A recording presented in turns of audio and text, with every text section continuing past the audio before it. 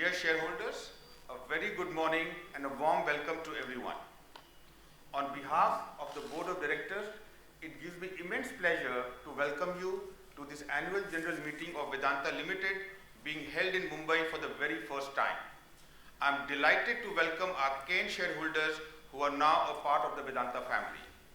I am pleased to report Vedanta is now the sixth largest diversified natural resource company in the world with operations in India and Southern Africa. We have a market capitalization of about $15 billion, which is close to rupees 1 lakh crores. Vedanta is also now part of India's premier index, the Nifty 50. Vedanta was amongst the top contributors to the country's exchequer at nearly rupees 40,000 crores in FY 2017. Your company is amongst the largest employers and contributors to the exchequer of 9 Indian states. And now we have set our sights even higher. We see ourselves as an institution that partners the nation in its economic growth and social development. As India grows and aspires to take its position as one of the top 3 economies in the world, it's important to bring down our huge raw material imports bill. India will need to aim for self-sufficiency in natural resources.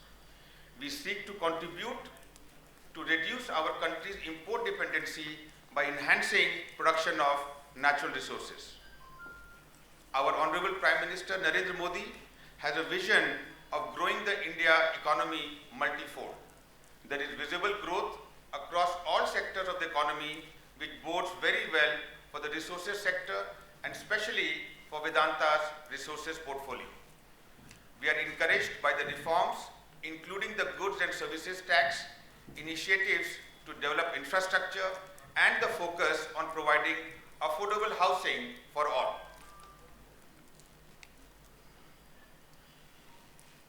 Several supportive regulatory reforms have been initiated. For instance, the auctioning of 300 mineral blocks in the current year.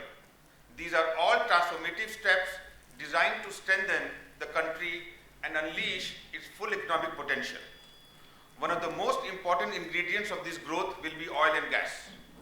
India's oil and gas needs are enormous, but greater efforts are needed to encourage exploration in India by global and domestic explorers alike. While the government has made a start, exploration is still not sufficiently incentivized, and this is true for the minerals as well. We look forward to continuing our engagement with the government to encourage exploration. Make in India movement aims to increase manufacturing to 25% of country's GDP, and we are playing our part. We are the market leaders in India for zinc, aluminium and copper. We are also India's largest private sector crude oil producer and the largest iron ore exporter. Your company delivered a strong financial and operational performance in FY 2017. We continue to focus on cost optimization and productivity enhancement while also benefiting from the recovery in global commodity prices. Our EBITDA of rupees 21,437 crores is 41% higher compared to last year. We reduced our gross debt by more than rupees 10,000 crores over the last 15 months. We have one of the strongest balance sheets among the entire industrial sector in India and amongst the resources sector globally. We declared record dividends of rupees 7,100 crores last year, amounting to about rupees 19.5 per share. In addition, our subsidiary Hindustan Zinc also announced record dividends of rupees 27,157 crores. We have announced a liberal dividend policy that will return a significant portion of our earnings to shareholders and ensure an attractive dividend payout to shareholders.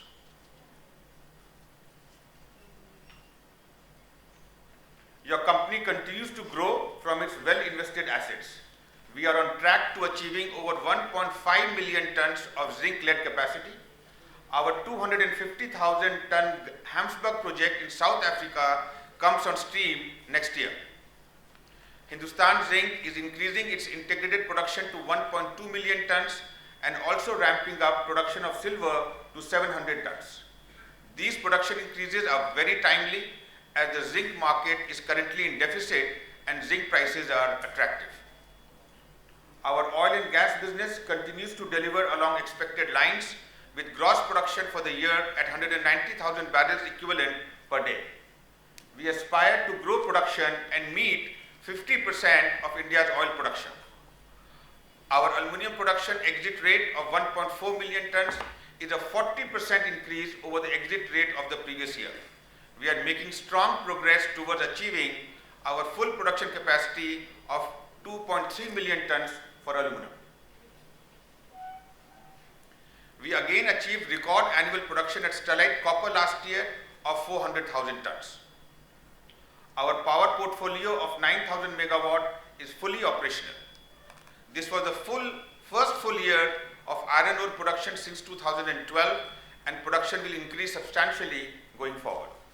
Sir, it is 9 GW, not 9 megawatt. 9,000 megawatt, I said. Our increased capex spent for this year, announced at the rate of FY 2017 results in May, is driving further growth. We will continue to stay disciplined in our capital spending and pursue projects with robust returns. These increases in production will deliver in aggregate a more than 65% growth in copper equivalent terms compared to our FY 2017 production. We see ourselves staying at the forefront of innovation in our business.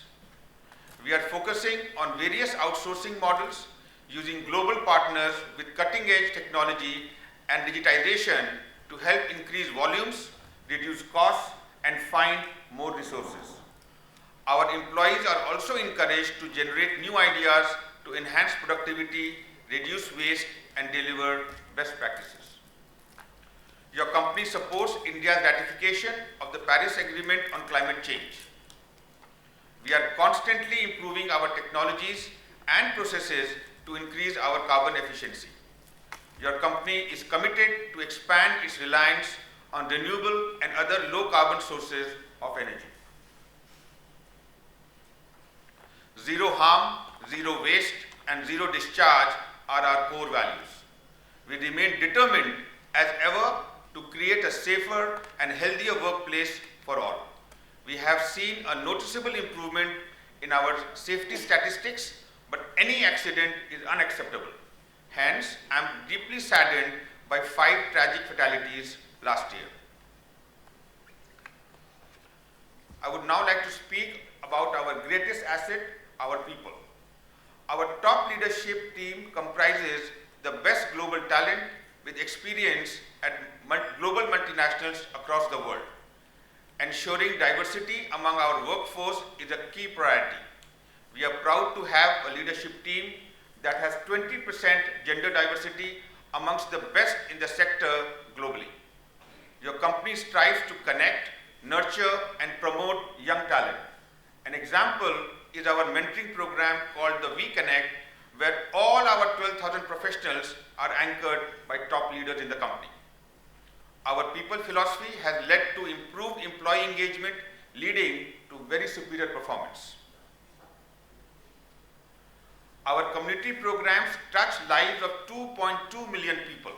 Childcare, education, healthcare, and skill development are some of our top priorities. Our signature Nand Ghar Anganwadi project is aligned with government's campaign of Skill India, Beti Bachao, Beti Padhao, Digital India, and Swachh Bharat.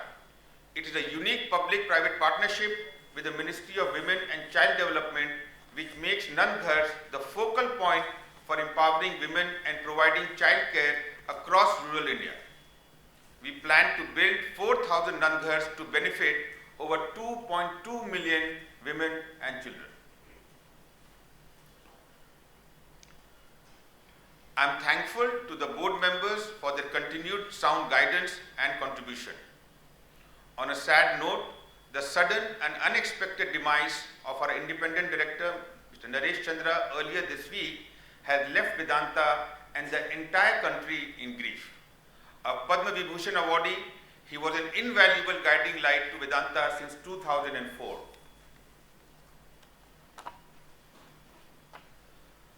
Anuradha Dutt resigned from the board during the year. The board wishes to place on record its appreciation for her very valuable services. Tom Albanese has been a brilliant steward of Vedanta as CEO for the past 3.5 years. As his contract comes to an end, he has decided that this is the right time to rejoin his family in the US. He will be with us until August 2017, and we will soon announce a suitable successor. To bring further depth and diversity to the board during the year, we welcome our new board members. The former Managing Director of Larsen & Toubro, K. Venkatraman, is on our board. Vedanta will benefit from his experience of over 4 decades of leadership in building some of the largest projects in India and worldwide. More recently, we have also welcomed on our board Aman Mehta, the former Chairman and CEO of HSBC USA, and Priya Agarwal, who has worked with Ogilvy and Mather and Korn Ferry International.